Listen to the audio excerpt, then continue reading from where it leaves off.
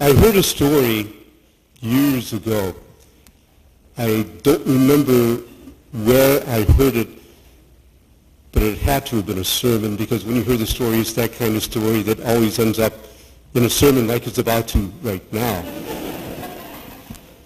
And it was about an eccentric king in a kingdom, a generous but eccentric king. You and I are crazy. Kings are eccentric, right?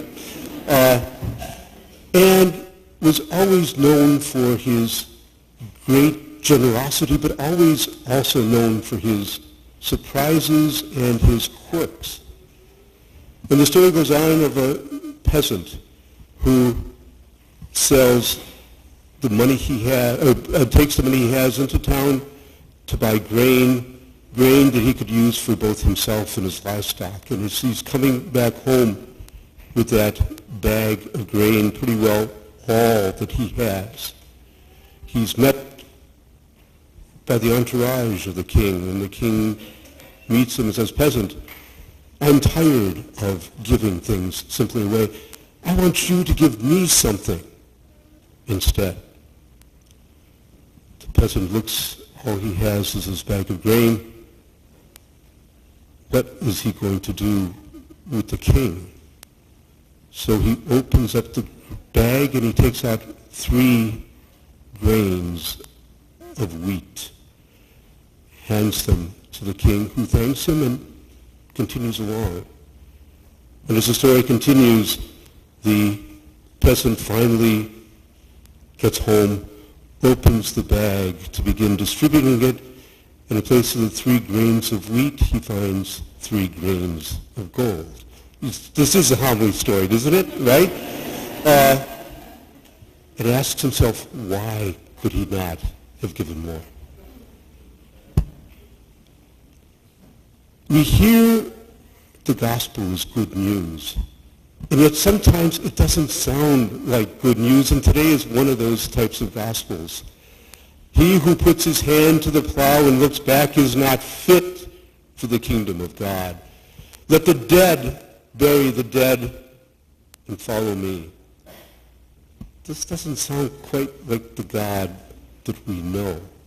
It sounds like a jealous God, a God who exacts more of us than we maybe feel we ought to be giving. And so often, it seems like in reading some of these stories, and maybe the experiences that we even have, it's God or my parents. It's God or my children. It's God or my friends. And even most importantly, it's God or me. And we start wondering what we ought to do, and like that peasant, we hedge our bets. We say what we need to say, we do what we need to do, but the full commitment to that sort of God we see as a dangerous, frightening, terrorizing sort of commitment. Do I really have to give up everything to follow this God? And even more dangerous, where is God going to lead me? We prayed in today's morning prayer, the first prayer we prayed today, that we would learn the truth and that we would move from darkness into the light of that truth. We heard in today's second reading from St. Paul to the Galatians that God is a God of freedom. How does all of this at all fit together? And what I would like to suggest is almost like that eccentric king.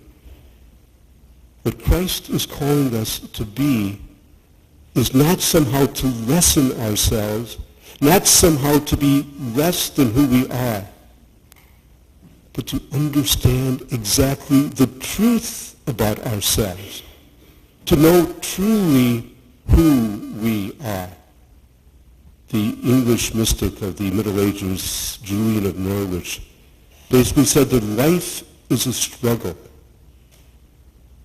to find out finally that we are all clothed in the goodness of God, and that we live among people who are clothed in the love of God.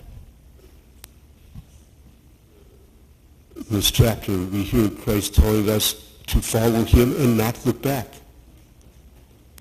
In several chapters down the road, which we'll probably hear by the end of this summer, we also hear that those who follow Christ, who feel that they might be giving up mother, father, daughter, sons, whatever, realize that they have many fathers, many mothers, many children, many sisters, many brothers, aunts, uncles, that we are the family of God. And that rather than giving anything up, like that eccentric king, we find that we have been blessed with a generous gift of God. What today's gospel, I think, is telling us is not something terrifying, but something liberating. That as we understand who we are in the sight of God, as we understand that we are God's precious daughters and sons, it doesn't close in upon us. It doesn't somehow make things worse. It opens us up. It opens us up to life. It opens us up to the graciousness of God, to the graciousness of this world. It allows us to be gracious to one another and make this world a better place. And maybe as we understand that that is what God is calling us to be, that that is what Christ is calling us to be, then this gospel takes on a very different meaning. To put my hand on the plow and look back is to somehow retreat from that truth about who I am, a beloved daughter or son. To somehow go back to this faith that somehow is not faith, but rather a fear of wondering, of hedging my bets against one another and against God. What we're asked to do is not look back, to understand God's graciousness, to understand the call that he has given us, to understand the possibilities that God has given us in our lives, and not look back. And so today's gospel is a lot simpler, I think, than we might want to make it.